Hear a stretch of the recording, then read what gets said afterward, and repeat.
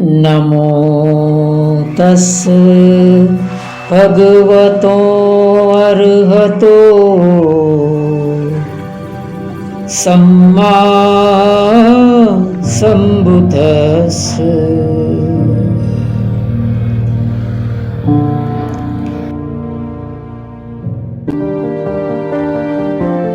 To accelerate the wheel of Dhamma, subscribe the channel कलानेव पक्कानं पातो पतनतो भयम् एवं जातानमच्चानं नित्यं मरणतो भयम्। यथापि कुम्भकारस्य कथामतिकभाजना सब्बे भेदनपर्यन्ता एवं मच्चान जीवितम्।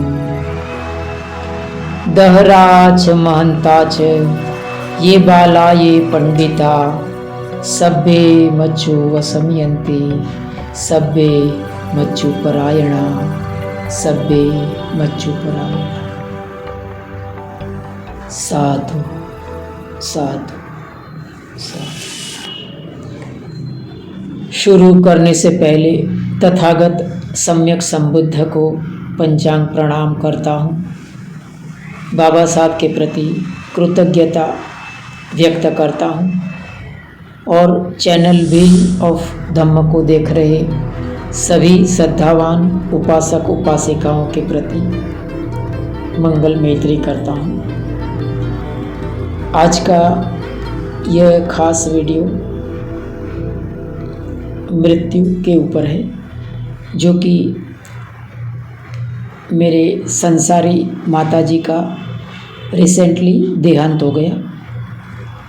उसके प्रति मैं मंगल कामना करता हूँ, उनकी चेतना मंगलमय बने, मेरे पुण्य कर्म में वो सहभागी बने।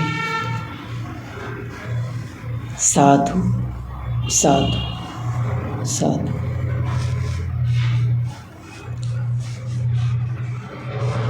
मृत्यु हमें इतना भयभीत क्यों करता है?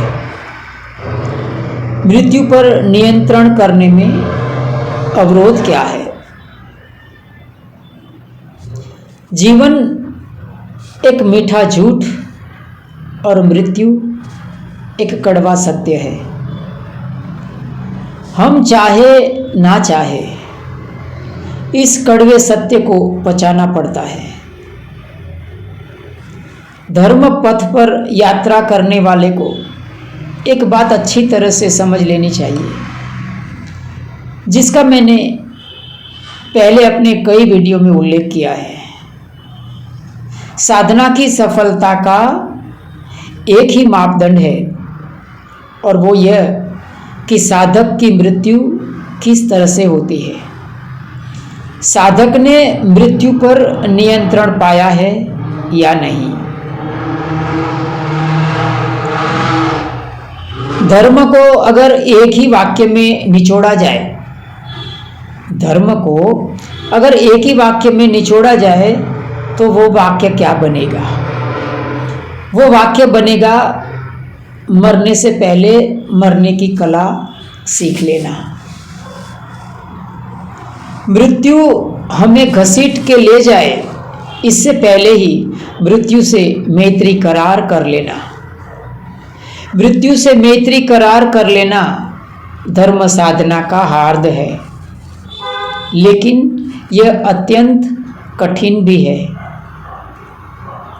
माता के उदर में हमने हमारे शरीर का निर्माण किया है, इसीलिए हमने उसे अपना मान लिया है।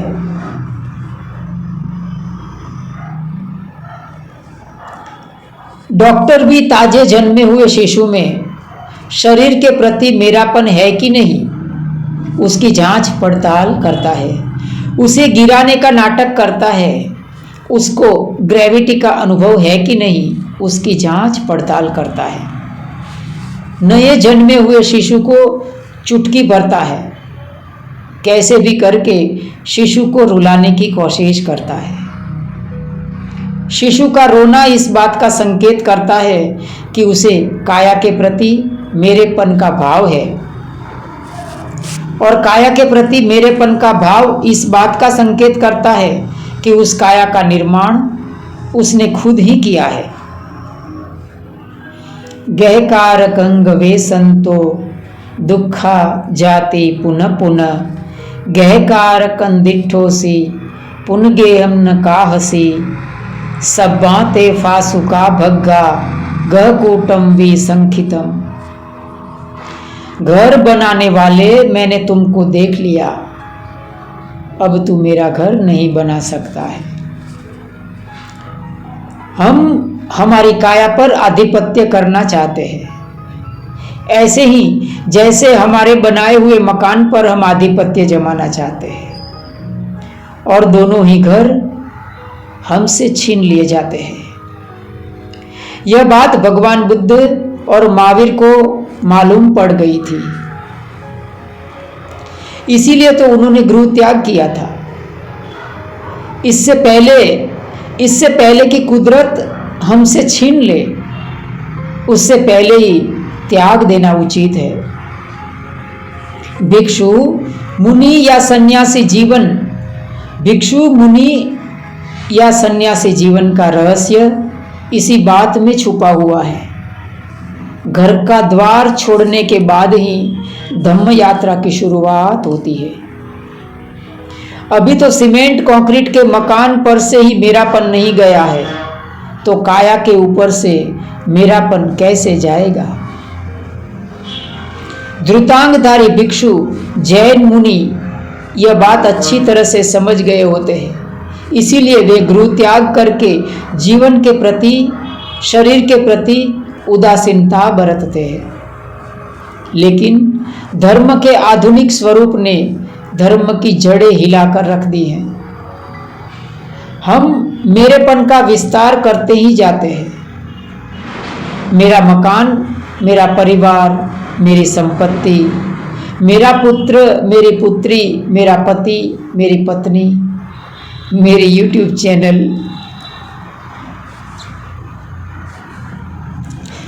मेरे मर जाने के बाद यह सब मेरे का क्या होगा।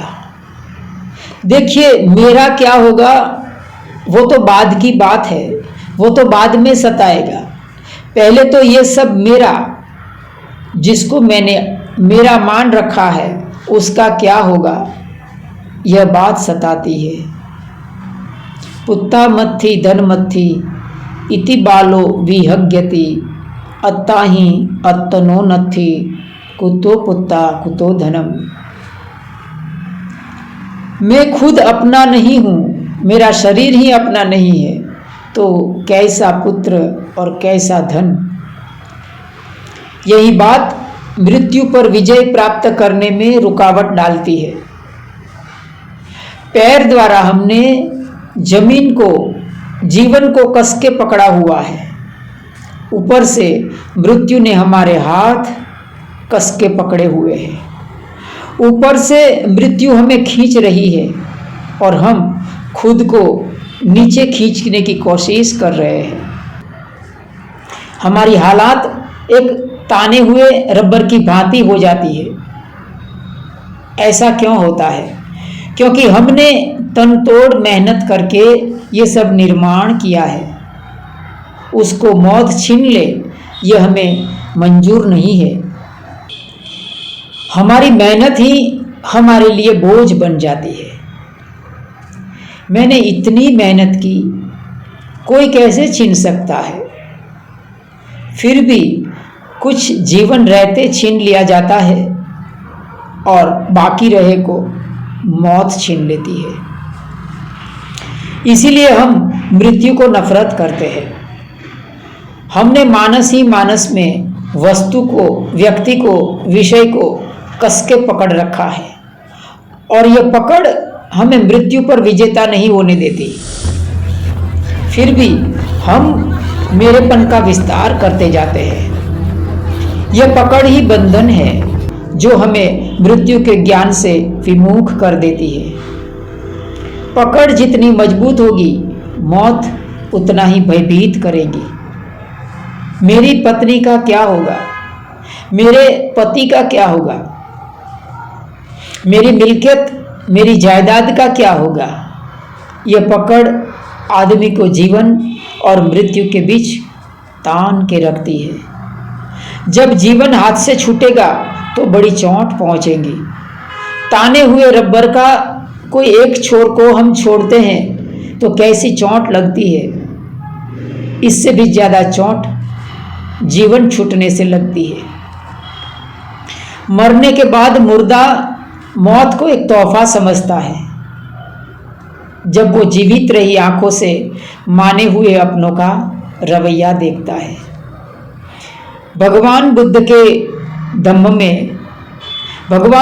दम्भ में राग, आसक्ति, प्रेम नाम की भावनाओं को कोई स्थान नहीं है। यह अज्ञानता है। प्रेम तो जायते शोको, प्रेम तो जायते भयम, प्रेम तो विपमुत्तस नथी शोको कुतो भयम। प्रेम से भय और शोक जन्म लेता है। जो प्रेम से मुक्त है उसे भय और शोक कैसा। यहाँ मुझे कुछ बेहतरीन पंक्तियाँ याद आती है। अगर सांप्रदायिक उलझन में ना पड़े, कोई संत महात्मा की पंक्तियाँ हैं, लेकिन बहुत ही दिल को छू लेने वाली पंक्तियाँ हैं। जो घर आते ही सब तेरे लिए, जो घर आते ही सब तेरे लिए भोजन बनाते थे, बड़े सत्कार से बैठकर तुझे खिलाते थे। कोई सोडा की बोतल लाता तो कोई दूध लाते थे, कोई कोका, कोई लिम्का तो कोई कॉफी पिलाते थे। वे सब घर में तेरे रहते, नहीं भोजन पकाएंगे, कढ़ी चावल दाल रोटी कुछ भी नहीं बनाएंगे, नहीं वे खाएंगे कुछ भी, नहीं तुझे खिलाएंगे। काम सब छोड़कर पहले तुझे मरघट पहुंचाएंगे। मरघट का अर्थ होता है स्मशान। आगे वो महात्मा कहते हैं कि रहे सब देखते ही वह जलता चला गया। रहे सब देखते ही वह जलता चला गया, उसी अग्नि में जलकर राख बनता चला गया। राख बनकर खाक में मिलता चला गया, अपने कर्म पर रोता व पिटता चला गया। बहुत जोड़ा था जिस धनमाल को, बहुत जोड़ा था जिस धनमाल को, सब छोड़ कर गया।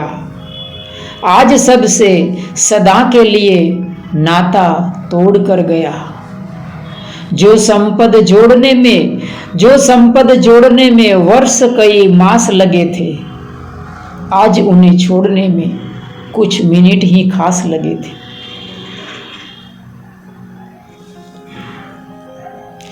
मेरेपन का भाव विषय, वस्तु या व्यक्ति के लिए पकड़ पहला अवरोध है, जो हमें मृत्यु का ज्ञान नहीं होने देता है।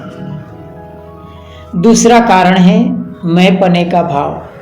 देखिए, पहला कारण था मेरे पने का भाव और दूसरा कारण है मैं पने का भाव। मैं पने का भाव जितना गहरा उतना ही आदमी को अज्ञात का भय सताएगा। मृत्यु के समय आदमी घबरा जाता है। आगे अंधेरा ही अंधेरा है, सब कुछ अज्ञात है। मरने के बाद मेरा क्या होगा, मैं कहाँ चला जाऊंगा। जिंदा कभी गया नहीं है, मरे हुए ने वापस आकर कुछ बताया नहीं है। आगे अंधेरा ही अंधेरा है, अज्ञात ही अज्ञात है। अज्ञात की यात्रा आदमी को भयभीत कर देती है। मृत्यु के समय मैं पने की भावना जितनी प्रगाढ़ होगी, उतना ही अज्ञात का भय आदमी को सताएगा। मुझे अग्नि में जला देंगे, मुझे जमीन में गाड़ देंगे, अब मेरा क्या होगा। जैसे मैंने आगे कहा आदमी की हालात ताने हुए रबर के जैसी हो जाती है। नीचे नीचे जिंदगी खींच रही है और ऊपर मौत खींच रहा है। यह समस्या है, तो समाधान क्या है? वे लोग बहुत पुण्य पारमी वाले होते हैं जो मृत्यु पर नियंत्रण पा लेते हैं। मृत्यु पर नियंत्रण पाने के लिए पहली शर्त है मेरापना और मैंपने का त्याग। दूसरी शर्त है बुद्धि और हृदय की कोमलता। मन वचन और कर्म से मैं किसी को दुख ना पहुंचाऊं और लोगों की तरफ से मिलते दुख को मैं सहन करूं। यह बुद्धि और हृदय की कोमलता है। और जब भी आंख बंद करके ध्यान करें, हृदय प्रदेश पर बार बार एकाग्रता साधने का प्रयत्न करें। इससे हृदय की धड़कन पर नियंत्रण आ जाएगा। जिस दिन हृदय की धड़कन पर नियंत्रण पा लिया, समझो मृत्यु पर नियंत्रण पा लिया। और to accelerate the wheel of Dhamma, subscribe the channel and press the bell icon.